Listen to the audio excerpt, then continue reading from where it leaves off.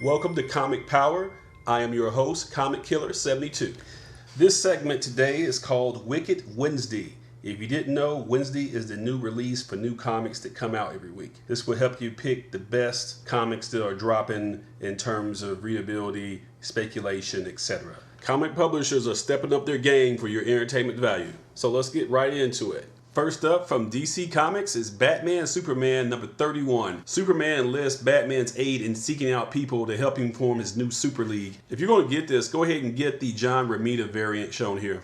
Next up is The Dark Knight, The Master Race. Issue 2 and number 3 are both going into second prints. This is the 8-part miniseries that's written by Frank Miller. He was the original writer of The Dark Knight Returns from the 1980s, and they're bringing him back to his roots to give Batman another tale. It was Frank Miller who gave Batman that real cool Superman fighting armor, which you saw in the movie. Retailers went heavy on issue 1, but they went lighter on issue 2 and 3, hence the reprints. Next up, proving there's no such thing as Batman fatigue, is Batman-TMNT number 5 from DC Comics. Saying this miniseries has been a hit is an understatement. Crossing over The Dark Knight and the Turtles, brilliant. This is issue 5 of the 6-part miniseries, and what happens here is there's a breakout at the Arkham Asylum, and yes, you can see the Joker on the cover. This looks amazing.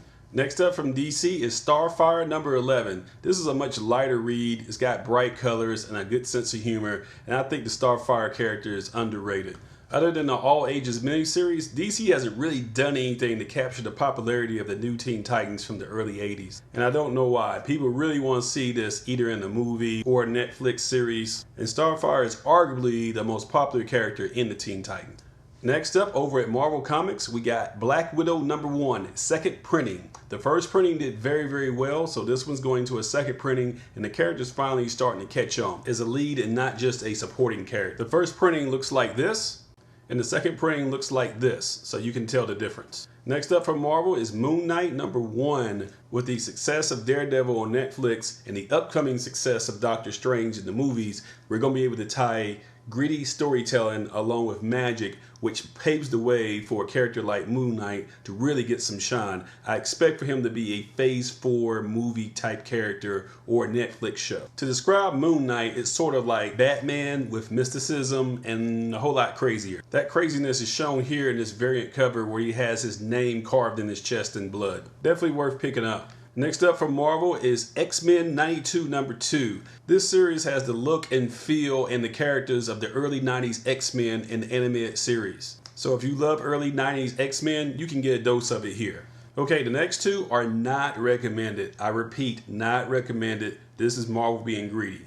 We got C3PO from Star Wars number 1. It's going to be a one-shot about the android C3PO. He's a robot butler.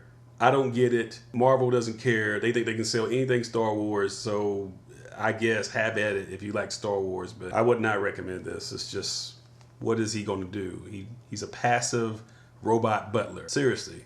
Anyway. Next up on my not recommended list is Gwenpool number 1 from Marvel Comics. Gwenpool started out as a mashup, as a joke between Gwen Stacy and Deadpool, hence the name Gwenpool. Now, Marvel had success with Spider-Gwen, where they took Stacy Gwen and said in an alternative universe, she got bit by the spider instead of Spider-Man, and she became Spider-Gwen or Spider-Woman in her own continuity. That story makes sense within the realm of Marvel Comics and the Spider-Man universe. This is just pure greed and craziness and stupidity. Stay away from it. Just do not touch Gwenpool. It's overhyped. It's crap. No one will remember this a year from now when people move on and wise up that this is a very stupid idea. So that's how I feel about it. Okay, now that we got that out of the way, let's move on. Next up, let's show some love to the independent comics and small publishers. Image Comics has given us Black Road number 1. If you're a fan of Viking tales, then this is for you.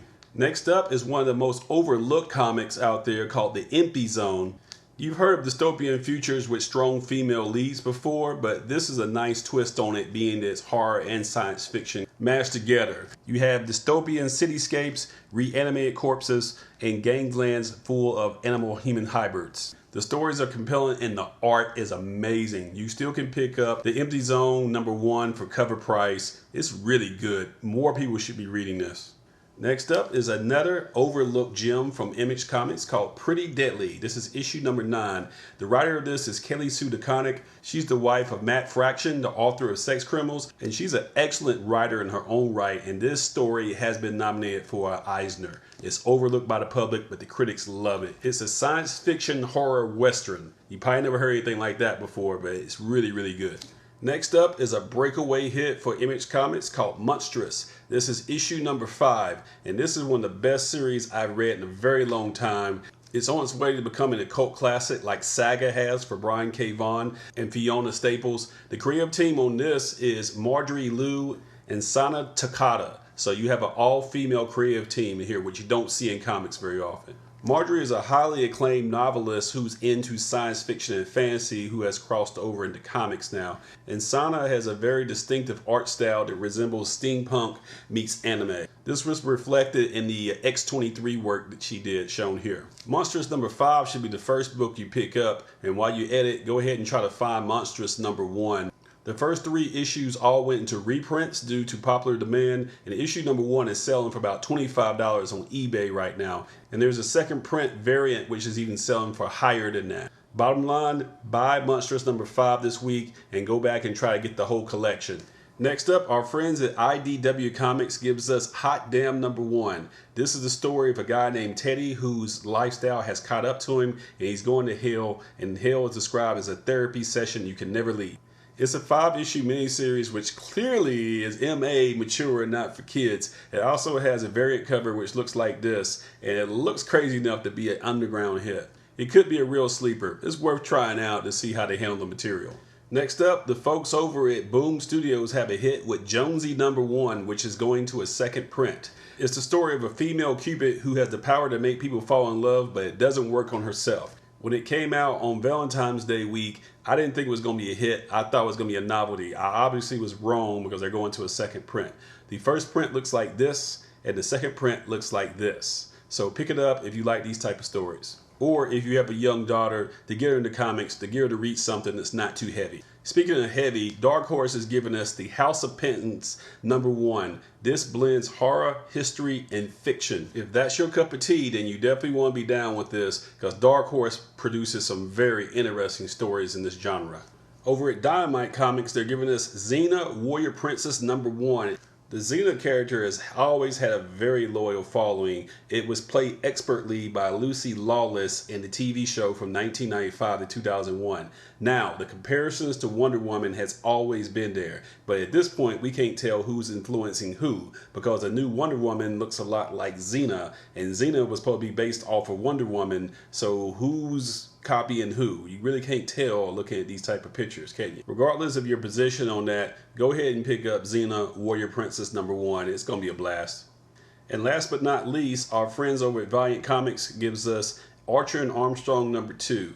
This is the ultimate buddy team odd couple in comics. Valiant is a fantastic publisher, by the way, because they can give us something as dark and gritty as Bloodshot, then turn around and give us something silly and light like Faith in the Archer and Armstrong title I'm mentioning here.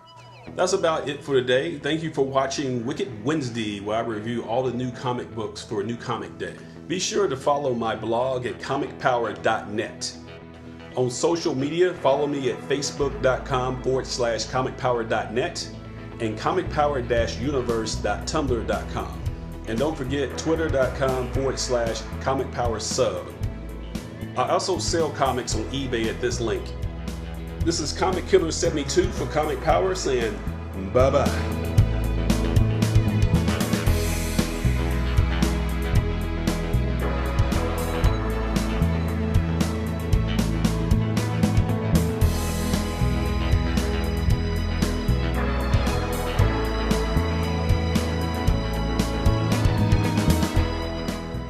And don't forget to share this video, click on subscribe, give it a thumbs up, and tell everyone you know about this channel to help it grow.